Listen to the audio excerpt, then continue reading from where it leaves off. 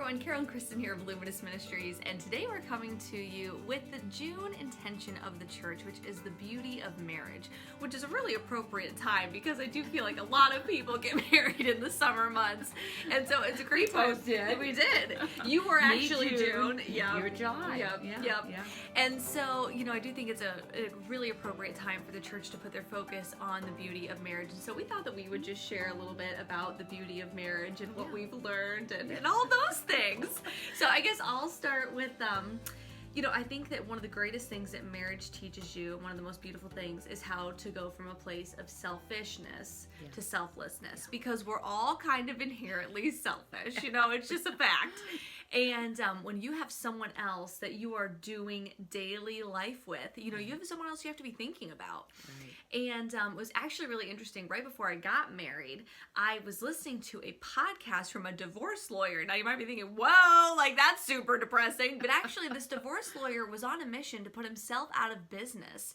And he had written a book all about how to have healthy marriages. And I thought, well, that is going to be very interesting because obviously he's been a part of seeing the breakdown of lots of different marriages.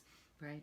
And he talked about the fact that, one of the greatest things that you can do to have a healthy marriage is when you get up because you're thirsty and you want to drink a water, to turn to your spouse and say, can I also get you something to drink? Yeah. And what I thought was great is it's yet again showing how we're inherently selfish, but turning it to a way of selflessness and a really practical everyday. And really what this whole podcast hit home to me is that it is in the very small day-to-day things that either build up or break down your marriage. And so I thought that was really cool. And that was something that I then had, my fiance at the time, and now my husband Derek, he listened to it too. And something that he took away from it, and he had done this before, but something that he thought was really neat, was just constantly saying thank you to your spouse, for the little things, because it often comes back to those little everyday things that yet again either break down or build up your marriage, and we want to build up beautiful marriages. And thinking of the little things, I'm thinking about something as simple as just saying, how can I pray for you today? How can I pray for you today? Because that could open conversation into something that is really seriously on your partner's heart, and something that they may or may not want to talk about, but at least you know what they're dealing with and what you could be praying for them for, which is I think that's one of the greatest gifts that a spouse can give to another spouse, and it's a beautiful thing. Absolutely. Yeah, it's really awesome. I mean, marriage is, let's face it, it is a vocation, and all vocations are difficult. The vocation of the priesthood or the religious life, those are beautiful vocations, very challenging, very difficult vocations.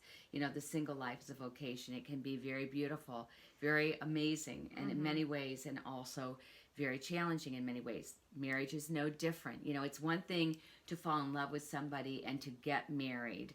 That is one thing. But to be in a covenant relationship, making a covenant promise to this person that you will love them throughout the rest of your life together, through good and bad, through ups and downs, through all of it, is another matter altogether. Right. And that's going to take a lot of, I don't know of any married couple who wouldn't say that they've been through many wonderful, beautiful, blessed moments together, but have also been through many challenging things together. And whether that's the death of, parents or family members, a sick child, difficult relationships with other people, just financial worries, they're just that's endless supply of challenges that life presents to us. So, it could be any number of things, and you just have to know that it's going to happen. In fact, when my husband and I taught the high school the senior class for years and years, and one of the things we did with them was to teach a 4-week class on marriage, because I would say, my fear is that if we don't do this, no one ever will really talk to you about marriage, and you need to know. They were 18 years old. Approximately, and but my thing was, this may feel a little premature to be talking about marriage at this point, because this is maybe a couple years off, or a few years off, or maybe 10 or 15 years off. But we did talk about it, and they were all ears. Every single year, every class, they were all ears. And I remember that I was using some Catholic material that I thought was really good, and it was talking about the 4 stages of marriage. And it talked about the first stage is that initial attraction. You have this initial attraction to each other, and then that moves into a second stage, which is integration, where you integrate your lives together, you get married, you begin married life. Yeah. And then you start figuring out things like, how do we do laundry and dishes? Because it's amazing how you just think there's one way to do something and somebody else has a completely different method. It is true. It is true. Or they have no method at all. Yeah. We could tell stories, couldn't we? Yeah. But that's integration. You gotta laugh, and that's one of the things I think is really important in a marriage is you do have to laugh a lot. Yeah.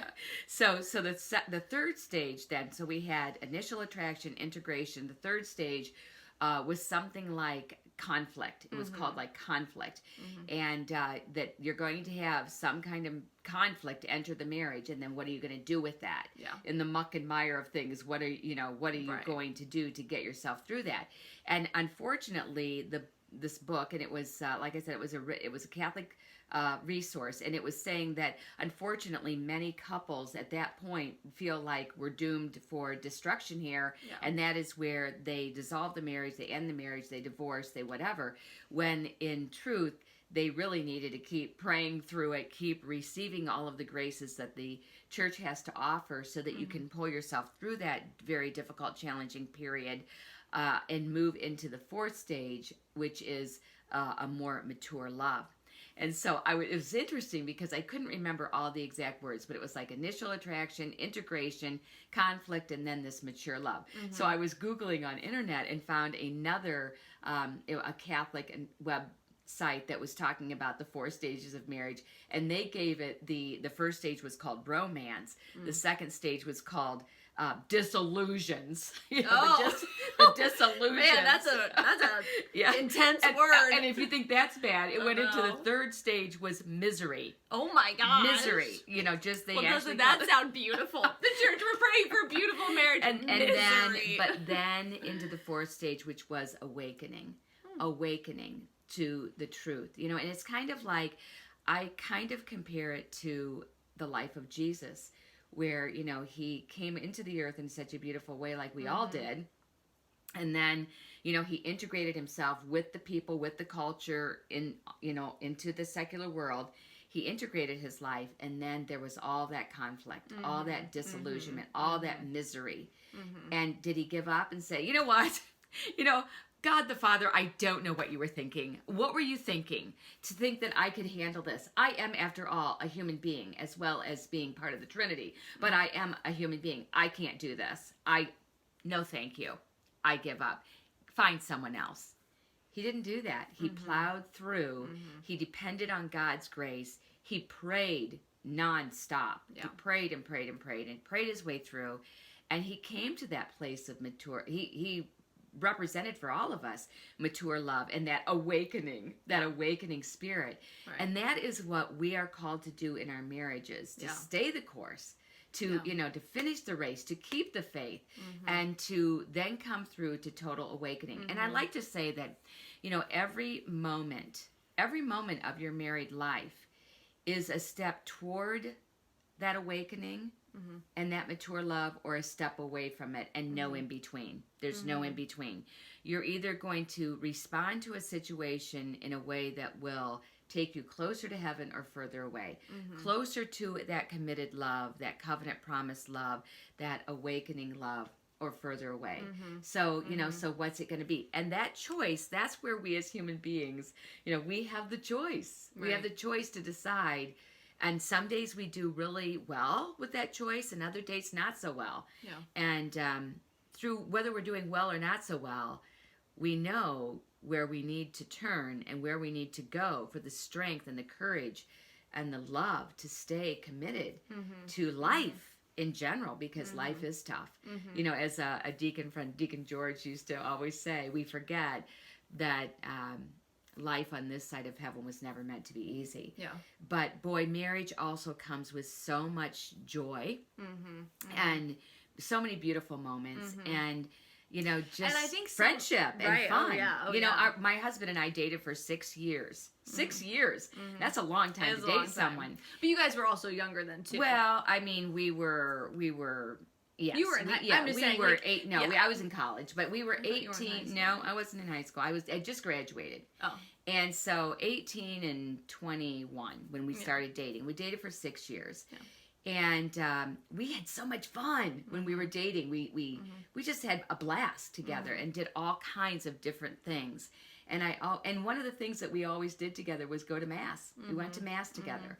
And I always thought that was really important. Yeah. And it was important, and it's still important, and it always will be important. Yeah, it's the main thing. Keep it the main thing, the main thing. That's right. You know, and another way that you can do that, and I think set yourself up for a more successful marriage, you know, not that you cannot anticipate everything that's going to happen in life. Who would have seen 2020 coming, right? I mean, right? Yeah.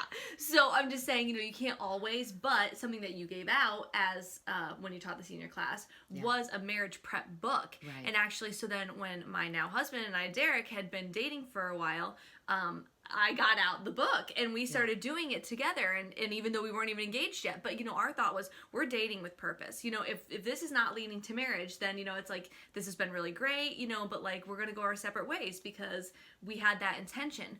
But we had, talk about fun too, we had so much fun because what it was talking about was like your expectations for marriage, how you do certain things, and just being able to have some of those conversations and understanding even like what your family of origin, you know, traditions that you had and everything else, and what you want to keep, and maybe new traditions you want to start. You know, it's basically just talking about expectations.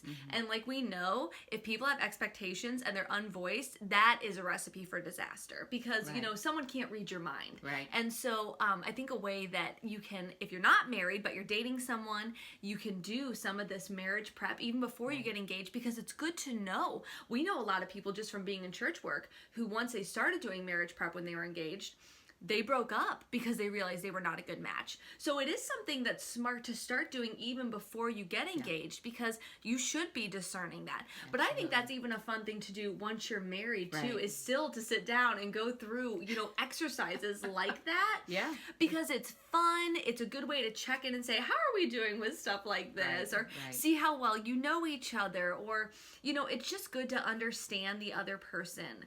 It's great for building communication and trust, and yet again, not setting up expectations that other people don't know about. And so, and it leads to a better place of being able to communicate. Maybe you get through conflict a little bit better, but yet again, you can never fully, you know, anticipate what could be right around the corner. But I think those are strategies and things that can really help. Well, and the name of that book is called Perspectives, and it is. I couldn't remember. It was as just you purple. Said, well, it is, and it's never too late, as Kristen said, to, you know, delve in and get working on the marriage. Whether you're not married yet or you are, it's, you should always be working on your marriage. Like we should always be working on our prayer life. It can be really fun. You know, I think it can, like we've said, it can be so much fun. Well, and if there are moments that it brings about some differing of opinions and you have some conflict involved, then, you know, to maybe begin that conversation with prayer, saying, we know we're entering into some delicate territory here that we don't necessarily agree with, and sometimes you do just have to agree to disagree and move on a topic, because you're not, one thing you do learn when you're married to someone is that you don't necessarily see the world exactly the same as this other person, and you do have differing opinions about things, and the most important thing is to respect each other through those differences. Their own person, and you're still your own person, and you know, while you're blending a life together, you're still two unique individuals, and that's also the beauty of it, because hopefully, you know, your spouse draws things out of you that maybe you don't naturally gravitate to, and vice versa, and you know, that's the beauty of the complementarity of, you know, men and women, and what we do to help each other. And you know, because the ultimate goal of a husband and wife is to get each other to heaven, and what could be more beautiful than that? And so, you know, hopefully these have been some strategies that have gotten you excited about building either your own beautiful marriage or a future beautiful marriage, or helping your married friends and family to have beautiful marriages. Because, you know, when we as a society, value family and marriage, we are enriched. You look at what comes out of families and its children and just wonderful the world would beauty cease and joy. to go on if it were not for marriage and family. Yeah. So they kind of play an important role. Yeah, yes, they do. So join us and the Holy Father and the whole entire church in praying for beautiful marriages this June and honestly all year long. I was going to say, I think it's a good prayer request throughout the entire 365. Absolutely. And if you've been so inspired by today's video and you would like to support the work of Luminous Ministries, please visit our website at www.luminousministries.com/donate. Have a great day, everybody, and keep working on those marriages.